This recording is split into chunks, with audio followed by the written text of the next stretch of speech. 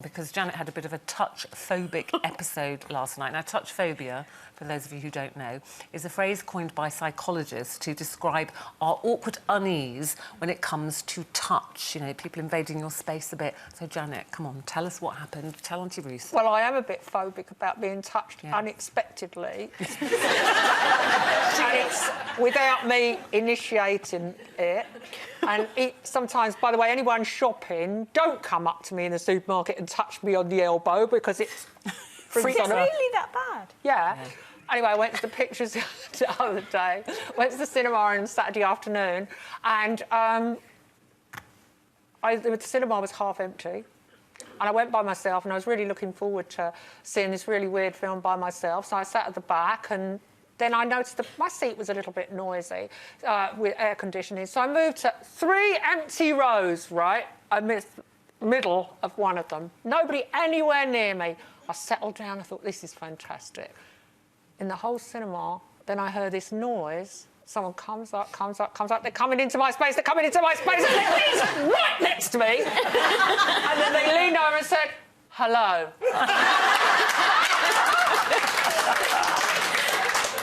I just went, I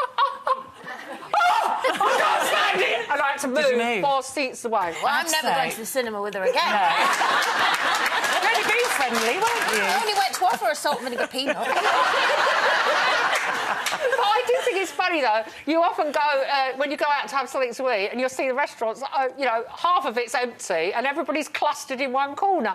And when they say, well, please wait to be seated, they all shove you right next to somebody else. I hate that, actually, when they do say, wait to be seated, and then they take you in all these empty seats. I just ignore them, walk straight past and sit where I want to sit. I can't bear that in restaurants. You might as well be having dinner with complete strangers on the table next to you. And even car parks, you know, was it you saying in car parks where people will come up and park next to you in the supermarket car parks, like 6 spaces? Yeah. It's very odd. But it's quite interesting in a restaurant because you can hear their conversations. Don't you just love it? Yeah, it's good. I like it, but I like to be quite a distance and then practice my lip reading. I have a terrible row over there. Yeah. No, I don't know why my touch phobia has got worse. I just can't cope with it.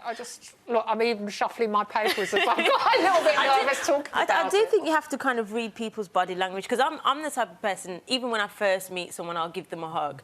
But I do think you kind of have to feel people out because I do get uncomfortable.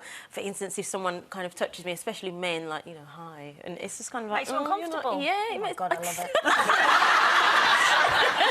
It's when they say hi and they're handling because that little second too long. Or too short in my case.